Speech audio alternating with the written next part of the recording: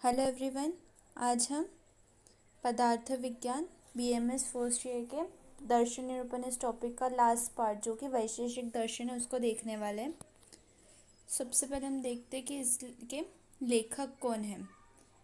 तो इस दर्शन के लेखक हैं कणाद ऋषि। ठीक है। इसके टीकाकार प्रशस्तपाद है।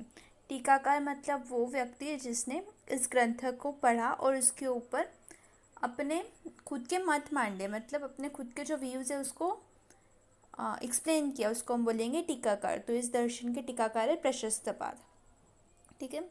अब इसके बाद हम देखेंगे वैशेषिक दर्शन के अनुसार सृष्टि का उत्पत्ति क्रम।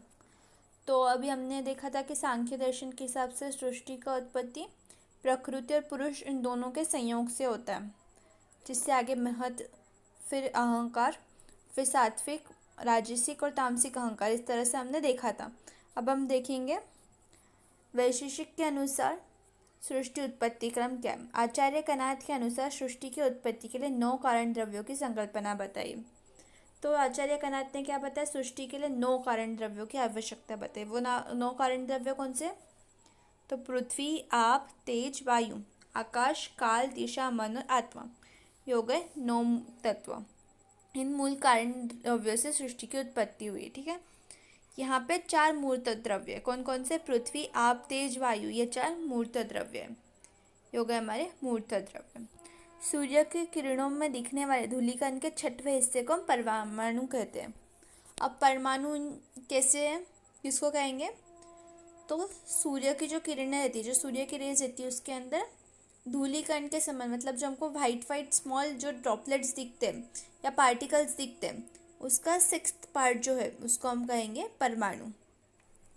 ठीक है। अब 2 परमाणु का संयोग होकर द्विनुक बनेगा। ये 2 परमाणु है, इनका संयोग हुआ, क्या बना? द्विनुक।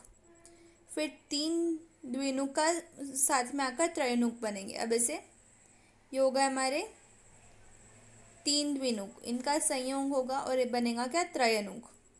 ठीक है। उसके बाद उनके अनेक त्रयनुक के साथ में आकर पंचमहाभूत की निर्मित होगी। जब अनेक त्रयनुक साथ में आएंगे तब पंचमहाभूत की निर्मित होंगी। ऐसा कौन कहता है? तो वैशेषिक दर्शन कहते हैं।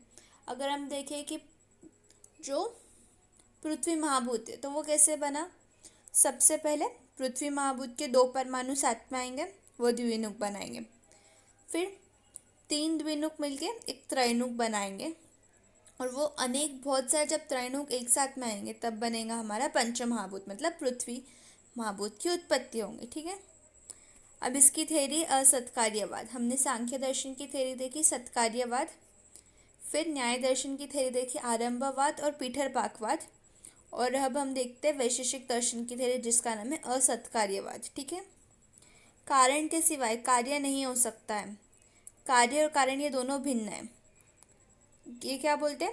कारण के सिवाय कार्य नहीं हो सकता। ठीक है।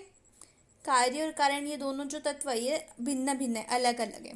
कारण में कार्य का कोई अस्तित्व नहीं, जो कारण है उसके अंदर कार्य का कोई भी अस्तित्व नहीं है, ऐसा वैशेषिक दर्शन का असत्कार्यवाद कहता है। ठीक है।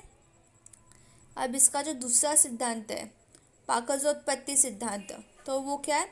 मूल गुण से बदल कर जो कोई नए उत्पत्ति होती है उसको हम बोलेंगे पाकजोत्पत्ति।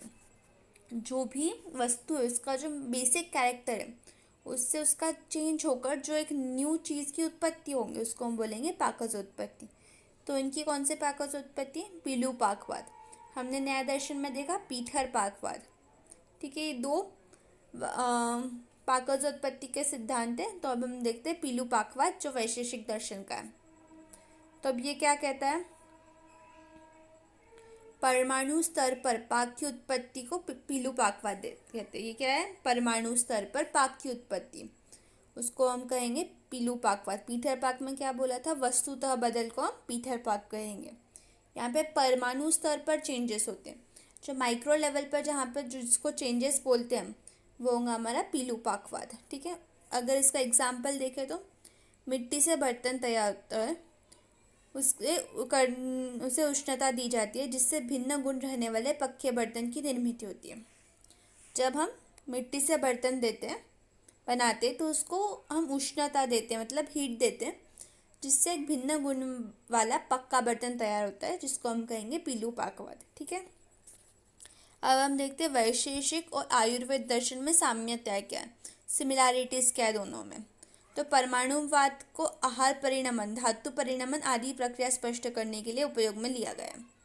आयुर्वेद ने क्या किया है, वैशेषिक दर्शन का परमाणुवाद जो है इसको धातु परिणमन, आहार परिणमन, धातु परिणमन और आदि प्रक्रिया स्पष्ट करने के लिए उपयोग में लिया है। ठीक है, इसके बाद जो वैशेषिक और आयुर्वेद में साम्यता दूसरी क्या है, तो 9 कारणों का स्वीकार दोनों ने किया।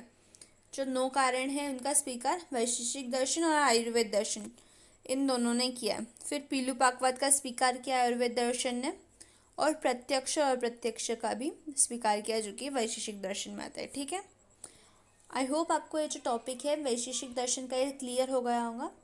जो हमारा दर्शन निरूपण टॉपिक है इसके अंदर ये 4 दर्शन इम्पॉर्टेंट है, और जो बचे हुए जैसे कि चारवाक दर्शन या बौद्ध दर्शन, जैन दर्शन, ये हमको पेपर 2 के लिए है। सो हम बाद में उसका एक अलग से वीडियो बनाएंगे जिसके अंदर वो सभी मेंशन होंगे। मैं इस वीडियो की PDF की जो लिंक है उसको डिस्क्रिप्शन बॉक्स में डाल दूँगी, ताकि आपको जब भी पढ़ने का मन हो तब आप उसको ईजीली नोट्स के रूप में अवेलेबल रहेंगे आपके लिए। Thank you.